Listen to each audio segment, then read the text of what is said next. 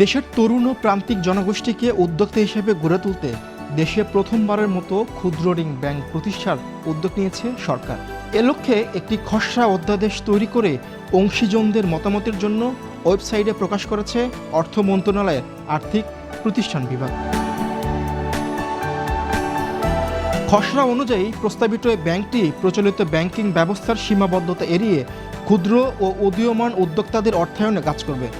ব্যাংকের একটি বড় বৈশিষ্ট্য হলো এর ঋণ গ্রহীতারাই হবে সংখ্যাগরিষ্ঠ শেয়ারধারী। পাশাপাশি বাংলাদেশ ব্যাংকের সরাসরি নিয়ন্ত্রণের বাইরে থেকে ব্যাংকটি পরিচালনার প্রস্তাব রাখা হয়েছে।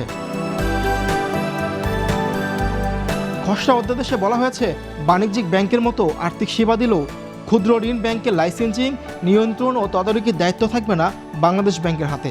এর দায়িত্ব পালন করবে মাইক্রো ক্রেডিট রেগুলেটরি অথরিটি। এমনকি ব্যাংক কোম্পানি আইনসহ প্রচলিত ব্যাংকিং বিধিবিধান ও অবসায়ন সংক্রান্ত নিয়ম থেকেও এই প্রতিষ্ঠানকে অব্যাহতি দেওয়ার প্রস্তাব রাখা হয়েছে, যা দেশের আর্থিক খাতে একটি বড় ব্যতিক্রমী হিসাবে দেখা হচ্ছে।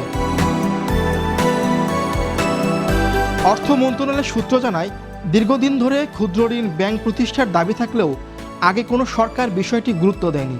গত 17 মে রাজধানীর আগারগাঁয়ে মাইক্রো ক্রেডিট রেগুলেটরি অথরিটির নতুন ভবন উদ্বোধনের দিনে প্রধান উপদেষ্টা অধ্যাপক ডক্টর মোহাম্মদ ইউনূস তরুণ ও প্রান্তিক জনগোষ্ঠীকে উদ্যোক্তা হিসেবে গড়ে তুলতে ক্ষুদ্র ঋণ ব্যাংক প্রতিষ্ঠার উপর গুরুত্ব আরোপ করেন।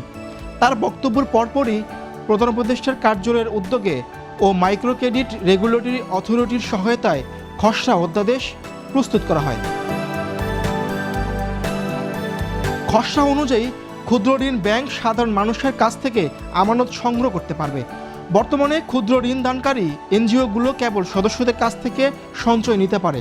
ক্ষুদ্র ঋণ ব্যাংক অধ্যাদেশ 2025-এর খসড়ায় বলা হয়েছে, কর্মসংস্থান সৃষ্টি ও দারিদ্র্য দূরীকরণে সামাজিক ব্যবসা প্রতিষ্ঠান হিসেবে এ ব্যাংক কাজ করবে, তবে এটি পুঁজিবাজারে তালিকাভুক্ত হতে পারবে না। প্রস্তাবিত ব্যাংকের অনুমোদিত মূলধন ধরা হয়েছে 300 কোটি টাকা এবং পরিশোধিত মূলধন হবে 100 কোটি টাকা। পরিশোধিত মূলধনের 60% দিবেন ঋণ গ্রহীতা শেয়ার মালিকরা এবং বাকি 40% উদ্যোক্তারা। পরিচালনা পর্ষদ হবে 7 সদস্যের মধ্যে 3 জন হবে ঋণ গ্রহীতা শেয়ার মালিকদের মনোনীত, 3 জন অন্য শেয়ার হোল্ডারদের মনোনীত এবং ব্যবস্থাপনা পরিচালক পদাধিকার বলে সদস্য থাকবেন। ব্যাংকটির কার্যপরিধির মধ্যে থাকবে ক্ষুদ্র ব্যবসার ভেঞ্চার ক্যাপিটাল বিনিয়োগ, কৃষি ও শিল্পের জন্য ভৌত সম্পদ সরবরাহ, কারিগরি ও বিপণন পরামর্শ, বীমা সুবিধা এবং সঞ্চয় ব্যবস্থাপনা। ব্যাংকটি স্থানীয় ও বিদেশি সহায়তা এবং অনুদান নিতে পারবে, তবে বৈদেশিক মুদ্রায় লেনদেন করতে পারবে না।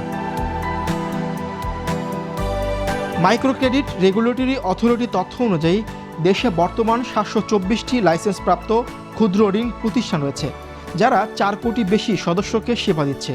এসব প্রতিষ্ঠানের মাধ্যমে ঋণ বিতরণ, সঞ্চয় সংগ্রহ ও কর্মসংস্থানের বড় ভূমিকা রাখছে খাতটি। ক্ষুদ্র ঋণ প্রতিষ্ঠানগুলোর পক্ষ থেকে নতুন ব্যাংক বিষয়ে লিখিত মতামত দিয়েছে খাত সংশ্লিষ্টরা।